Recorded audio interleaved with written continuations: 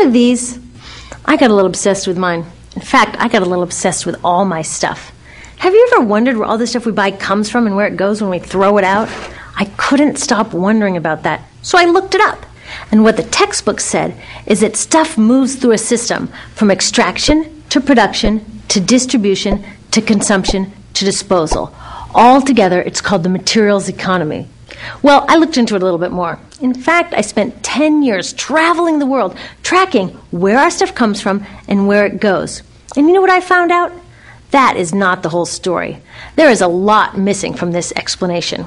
For one thing, this system looks like it's fine. No problem. But the truth is, it's a system in crisis. And the reason it's a system in crisis is it's a linear system and we live on a finite planet. And you cannot run a linear system on a finite planet indefinitely. Every step along the way, this system is interacting with the real world. In real life, it's not happening on a blank white page. It's interacting with societies, cultures, economies, the environment. And all along the way, it's bumping up against limits. Limits we don't see here because the diagram is incomplete. So let's go back through. Let's fill in some of the blanks and see what's missing. Well, one of the most important things that's missing is people. Yes, people. People live and work all along this system. And some people in this system matter a little more than others. Some have a little more say. Who are they? Well, let's start with the government.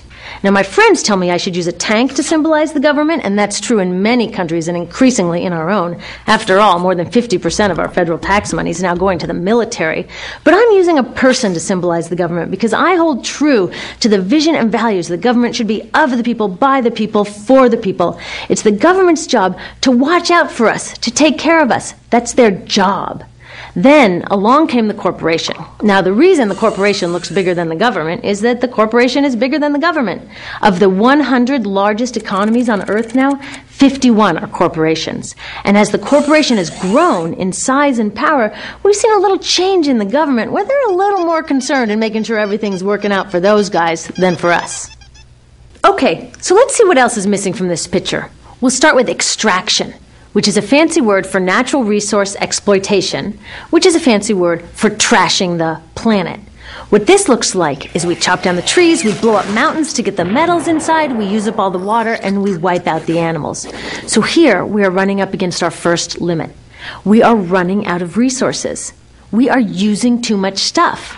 Now, I know this can be hard to hear, but it's the truth, so we've got to deal with it. In the past 3 decades alone, 1/3 of the planet's natural resource base has been consumed. Gone. We are cutting and mining and hauling and trashing the place so fast that we're undermining the planet's very ability for people to live here. Where I live, in the United States, we have less than 4% of our original forests left. 40% of the waterways have become undrinkable. And our problem is not just that we're using too much stuff, but we're using more than our share. We have 5% of the world's population, but we're using 30% of the world's resources and creating 30% of the world's waste. If everybody consumed at U.S. rates, we would need 3 to 5 planets. And you know what? We've only got 1. So my country's response to this limitation is simply to go take somebody else's. This is the third world, which some would say is another word for our stuff that somehow got on somebody else's land. So what does that look like? The same thing, trashing the place. 75% of global fisheries now are fished at or beyond capacity. 80% of the planet's original forests are gone. In the Amazon alone, we're losing 2,000 trees a minute. That is 7 football fields a minute. And what about the people who live here? Well, according to these guys, they don't own these resources, even if they've been living there for generations. They don't own the means of production, and they're not buying a lot of stuff. And in this system, if you don't own or buy a lot of stuff, you don't have value. So next, the materials move to production. And what happens there is we use energy to mix toxic chemicals in with the natural resources to make toxic contaminated products. There are over 100,000 synthetic chemicals in use in commerce today. Only a handful of them have even been tested for health impacts, and none have been tested for synergistic health impacts. That means when they interact with all the other chemicals we're exposed to every day. So we don't know the full impact on health and the environment of all these toxic chemicals, but we do know one thing: toxics in, toxics out. As long as we keep putting toxics into our industrial production systems, we're going to keep getting toxics in the stuff that we bring into our homes and workplaces and schools, and our bodies. Like BFRs, brominated flame retardants, they're a chemical that make things more fireproof, but they are super toxic. They're a neurotoxin. That means toxic to the brain. What are we even doing using a chemical like this? Yet we put it in our computers, our appliances, couches, mattresses, even some pillows. In fact, we take our pillows, we douse them in a neurotoxin, then we bring them home and put our heads on them for 8 hours a night to sleep. Now, I don't know, but it seems to me in this country with so much potential, we could think of a better way to stop our heads from catching on fire at night. Now, these toxics build up the food chain and concentrate in our bodies. Do you know what is the food at the top of the food chain with the highest level of many toxic contaminants? Human breast milk.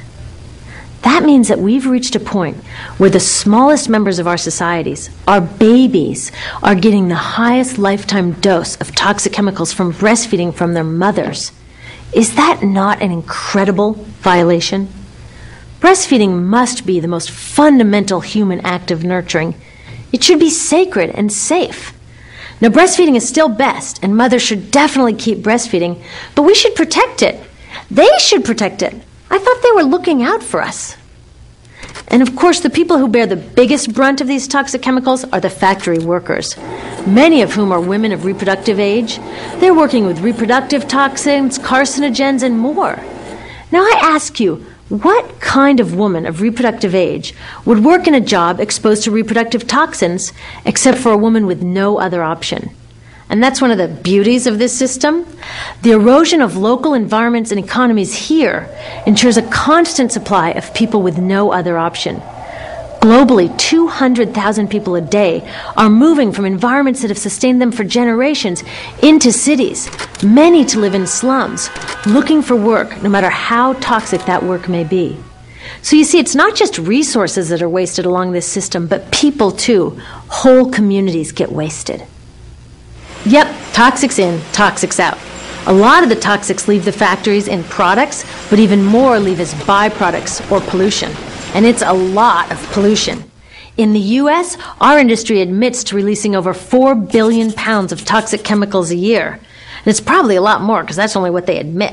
So that's another limit, because yuck, who wants to look at and smell 4 billion pounds of toxic chemicals a year? So what do? Move the dirty factories overseas, pollute someone else's land. But surprise, a lot of that pollution is coming right back at us, carried by wind currents. So what happens after all these natural resources are turned into products? Well, it moves here for distribution. Now, distribution means selling all the toxic contaminated junk as quickly as possible. The goal here is to keep the prices down, keep the people buying, and keep the inventory moving. How do they keep the prices down? Well, they don't pay the store workers very much, and they skimp on health insurance every time they can. It's all about externalizing the costs. What that means is that the real costs of making stuff aren't captured in the price. In other words, we aren't paying for the stuff we buy. I was thinking about this the other day. I was walking to work and I wanted to listen to the news, so I popped into a Radio Shack to buy a radio. I found this cute little green radio for $4.99. I was standing there in line to buy this thing, and I was thinking, how could $4.99 possibly capture the cost of making this radio and getting it into my hands? The metal was probably mined in South Africa. The petroleum was probably drilled in Iraq. The plastics were probably produced in China, and maybe the whole thing was assembled by some 15-year-old in a maquiladora in Mexico. $4.99 wouldn't even pay the rent for the shelf space it occupied until I came along, let alone part of the staff guy's salary who helped me pick it out, or the multiple ocean cruises and truck rides pieces of this radio went on. That's how I realized I didn't pay for the radio. So who did pay? Well, these people paid with the loss of their natural resource space. These people paid with the loss of their clean air, with increasing asthma and cancer rates. Kids in the Congo paid with their future. 30% of the kids in the Congo now have dropped out of school to mine coltan, a metal we need for our cheap and disposable electronics. These people even paid by having to cover their own health insurance. All along this system, people pitched in so I could get this radio for $4.99, and none of these contributions are recorded in any accounts book. That's what I mean by the company owners externalized the true costs of production. And that brings us to the golden arrow of consumption. This is the heart of the system, the engine that drives it. It is so important that protecting this arrow has become the top priority for both of these guys. That's why after 9/11, when our country was in shock, and President Bush could have suggested any number of appropriate things, to grieve, to pray, to hope. No, he said to shop. To shop! We have become a nation of consumers. Our primary identity has become that of being consumers, not mothers, teachers, farmers, but consumers. The primary way that our value is measured and demonstrated is by how much we contribute to this arrow, how much we consume. And do we? We shop and shop and shop, keep the materials flowing, and flow they do. Guess what percentage of total materials flow through this system is still in product or use 6 months after their date of sale in North America? 50%? 20? No, 1%. 1. In other words, 99% of the stuff we harvest, mine, process, transport, 99% of the stuff we run through this system is trashed within 6 months. Now, how can we run a planet with that level of materials throughput? It wasn't always like this. The average U.S. person now consumes twice as much as they did 50 years ago. Ask your grandma. In her day, stewardship and resourcefulness and thrift were valued. So how did this happen? Well, it didn't just happen. It was designed. Shortly after World War II, these guys were figuring out how to ramp up the economy. Retailing analyst Victor Lebeau articulated the solution that's become the norm for the whole system. He said, our enormously productive economy demands that we make consumption our way of life, that we convert the buying and use of goods into rituals, that we seek our spiritual satisfaction, our ego satisfaction in consumption. We need things consumed, burned up, replaced, and discarded at an ever-accelerating rate. President Eisenhower's Council of Economic Advisors chairman said that the American economy's ultimate purpose is to produce more consumer goods. More consumer goods?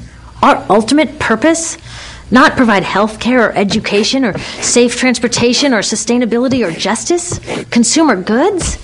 How did they get us to jump on board this program so enthusiastically? Well, two of their most effective strategies are planned obsolescence and perceived obsolescence. Planned obsolescence is another word for designed for the dump. It means they actually make stuff to be useless as quickly as possible, so we'll chuck it and buy a new one. It's obvious with things like plastic bags and coffee cups, but now it's even big stuff. Mops, DVDs, cameras, barbecues even, everything. Even computers. Have you noticed that when you buy a computer now, the technology is changing so fast that in just a couple of years, it's actually an impediment to communication? I was curious about this, so I opened up a big desktop computer to see what was inside. And I found out that the piece that changes each year is just a tiny little piece in the corner. But you can't just change that one piece because each new version is a different shape. So you got to chuck the whole thing and buy a new one. So I was reading industrial design journals from the 1950s when planned obsolescence was really catching on. These designers are so open about it.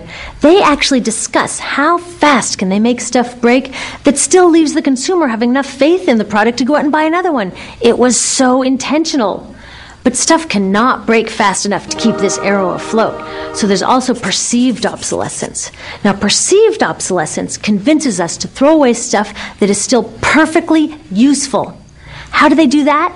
Well, they change the way the stuff looks. So if you bought your stuff a couple of years ago, everyone can tell that you haven't contributed to this arrow recently. And since the way we demonstrate our value is contributing to this arrow, it can be embarrassing. Like, I've had the same fat white computer monitor on my desk for 5 years. My coworker just got a new computer. She has a flat, shiny, sleek monitor. It matches her computer, it matches her phone, even her pen stand. She looks like she's driving in Spaceship Central, and I look like I've got a washing machine on my desk. Fashion is another prime example of this. Have you ever wondered why women's shoe heels go from fat one year to skinny the next to fat to skinny? It's not because there's some debate about which heel structure is the most healthy for women's feet. It's because wearing fat heels in a skinny heel year shows everybody that you haven't contributed to that arrow as recently, so you're not as valuable as that person in skinny heels next to you, or more likely in some ad. It's to keep us buying new shoes. Advertisements and media in general plays a big role in this. Each of us in the U.S. is targeted with over 3,000 advertisements a day. We see more advertisements in 1 year than people 50 years ago saw in a lifetime. And if you think about it, what's the point of an ad except to make us unhappy with what we have? So 3,000 times a day, we're told our hair is wrong, our skin is wrong, our clothes are wrong, our furniture is wrong, our car is wrong, we are wrong, but it can all be made right if we just go shopping. Media also helps by hiding all of this and all of this. So the only part of the materials economy we see is the shopping. The extraction, production, and disposal all happens outside of our field of vision. So in the U.S., we have more stuff than ever before, but polls show that our national happiness is actually declining. Our national happiness peaked in the 1950s, the same time that this consumption mania exploded. Interesting coincidence. I think I know why. We have more stuff, but we have less time for the things that really make us happy. Friends, family, leisure time. We're working harder than ever. Some analysts say we have less leisure time than any time since feudal society. And do you know what the two main activities are that we do with the scant leisure time we have? Watch TV and shop. In the U.S., we spend 3 to 4 times as many hours shopping as our counterparts in Europe do. So we're in this ridiculous situation where we go to work, maybe 2 jobs even, and we come home and we're exhausted, so we plop down on our new couch and watch TV, and the commercials tell us you suck, so you got to go to the mall to buy something to feel better, and then you got to go to work more to pay for the stuff you just bought, so you come home and you're more tired, so you sit down and you watch more TV, and it tells you to go to the mall again, and we're on this crazy work, watch, spend treadmill, and we could just stop. So in the end, what happens to all the stuff we buy anyway? At this rate of consumption, it can't fit into our houses, even though the average house size has doubled in this country since the 1970s. It all goes out in the garbage. And that brings us to disposal. This is the part of the materials economy we all know the most because we have to haul the junk out to the curb ourselves. Each of us in the United States makes 4.5 pounds of garbage a day. That's twice what we each made 30 years ago. All of this garbage either gets dumped in a landfill, which is just a big hole in the ground, or if you're really unlucky, first it's burned in an incinerator and then dumped in the landfill. Either way, they both pollute the air, land, water, and don't forget, change the climate. Incineration is really bad. Remember those toxics back in the production stage? Well, burning the garbage releases the toxics up into the air. Even worse, it makes new super toxics, like dioxin. Dioxin is the most toxic man-made substance known to science, and incinerators are the #1 source of dioxin. That means that we could stop the #1 source of the most toxic man-made substance known just by stopping burning the trash. We could stop it today. Now, some companies don't want to deal with building landfills and incinerators here, so they just export the disposal too. What about recycling? Does recycling help? Yes, recycling helps. Recycling reduces the garbage at this end, and it reduces the pressure to mine and harvest new stuff at this end. Yes, yes, yes, we should all recycle, but recycling is not enough. Recycling will never be enough for a couple reasons. First, the waste coming out of our houses is just the tip of the iceberg. For every 1 garbage can of waste you put out on the curb, 70 garbage cans of waste were made upstream just to make the junk in that 1 garbage can you put out on the curb. So even if we could recycle 100% of the waste coming out of our households, it doesn't get to the core of the problems. Also, much of the garbage can't be recycled, either because it contains too many toxics or it's designed not to be recyclable in the first place. Like those juice packs, where they have layers of metal and paper and plastic all smushed together, you can never separate those for true recycling. So you see, it is a system in crisis. All along the way, we are bumping up against limits. From changing climate to declining happiness, it's just not working. But the good thing about such an all-pervasive problem is that there are so many points of intervention. There are people working here on saving forests and here on clean production, people working on labor rights and fair trade and conscious consuming and blocking landfills and incinerators, and very importantly, on taking back our government so that it really is by the people and for the people. All of this work is critically important, but things are really going to start moving when we see the connections, when we see the big picture. When people along the system get united, we can reclaim and transform this linear system into something new, a system that doesn't waste resources or people. Because what we really need to chuck is that old school throwaway mindset. There's a new school of thinking on this stuff, and it's based on sustainability and equity, green chemistry, zero waste, closed-loop production, renewable energy, local living economies. It's already happening. Now, some say it's unrealistic, idealistic that it can't happen, but I say the ones who are unrealistic are those that want to continue with the old path. That's dreaming. Remember, that old way didn't just happen. It's not like gravity that we've just got to live with. People created it, and we're people too. So let's create something new.